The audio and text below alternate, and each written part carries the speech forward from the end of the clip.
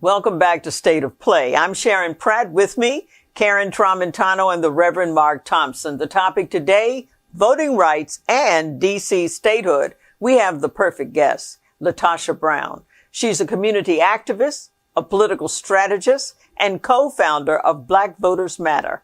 What an honor to have you with us. Thank you for having me here today. Thank you. So, Black Voters mattered in 2020, and if so, how so? You know, we made a difference around the outcome of the election. We made the difference in the outcome in the presidential election and in the Senate races. And so I think, if anything, we've shown the leverage of our power and the leverage of what happens when we turn out in record numbers. Well, Republicans clearly noticed, Ms. Brown, that Black voters made a huge difference in the 2020 election. And now they are working state by state to enact voter repression laws. How is your organization going to be handling this challenge? Well, we've decided that we're going to organize. I think of it in three buckets. We're going to organize around the community. And so we've been doing a lot of community outreach, working with organizations and groups throughout Texas, Georgia, Florida, throughout the nation that are pushing back on this. Secondly, that we would actually organize the coffers, that we launched a corporate campaign to put pressure on corporations to actually stand with us and to stand against voting rights, and also pressure in the court. So we filed several lawsuits to actually against the states. We're currently suing the states that have actually passed voter suppression laws right now. And so we believe that the way that you build power is you have to organize, and you have to organize that power. Organized power is realized power. Has also added the issue, thankfully, of DC statehood to its priorities, correct? That's right. We think that the DC statehood issue is the embodiment of voter suppression. You know, here you have millions of people who are being denied their right to vote. There's taxation without representation. And so we believe that this is a part of the larger struggle that we have of protecting voting rights in this country, and that DC deserves statehood by the nature of, you've got citizens that are citizens that are in the district that are paying taxes, that are actually more citizens in that country in several states in this nation currently. And, you know, D.C. statehood certainly matters for those of us who were born in Washington, D.C. But why should D.C. statehood matter to constituents everywhere across America? You know, it's such an excellent question. It's kind of like the question that, you know, Georgia has always been a state that hasn't been in play, and oftentimes in the presidential election is like, oh, that's one of those states in the South. You know, we found ourselves earlier this year where everybody was holding their breath on, oh my goodness, what is going to happen in Georgia? That's because what happens in one state, what happens in one area actually impacts all of us. And so in DC, I think the relevance is a couple of things. One, I think what you're seeing in DC is that to not have people in DC represented, right, literally in itself, that is that weakens democracy. That I think that as a part of us strengthening democracy, of making sure that we have representation. The second thing is there's implications that you have communities of color that are actually being shut out of this process. And I think part of this debate of DC statehood is primarily centered around, it is a community, is a city that is a majority minority city. And so that a lot of the attempts to continue to actually marginalize our voice. And then the third thing is DC participating in the process will have implications around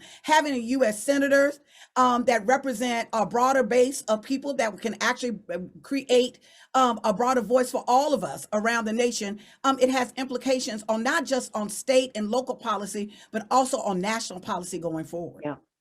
Ms. Brown, you talk about your organization being a 365-day-a-year organization.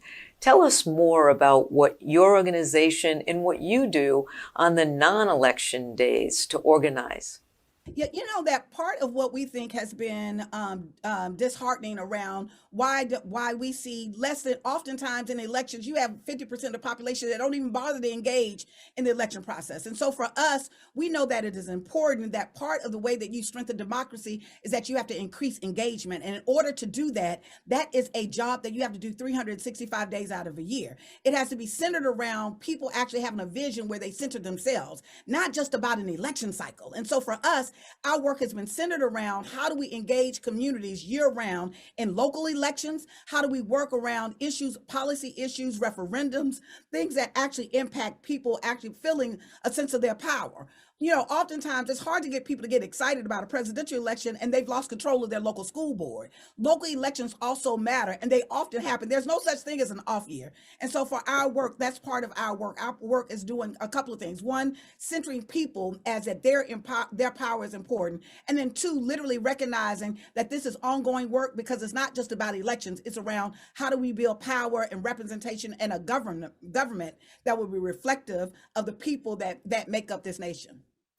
How do you get the Democratic Party, all of its leadership, to be as energized as you are and Black Voters Matter is around these issues of voter suppression, voting rights, etc.? There's a couple of things that we've done this year. One of the things that we organized was centered around a freedom ride. That one, we wanted to organize in local communities to make sure that we let elected officials in their home areas know that this is an important issue for us. This is a key priority issue, and to put pressure. What I've seen that works with anybody, whether they're Democrat, Republican, but people that are in political office, is that you have to organize the power to let them know of what it is that you care about and what you feel is a priority. And so for us, part of it is in making sure that we're always not just having a campaign that's centered around a federal election, but that we're locally based, that we're building the infrastructure and out the ecosystem of organizations and groups that actually will help hold the political parties accountable and set in motion the kind of agenda that the people want.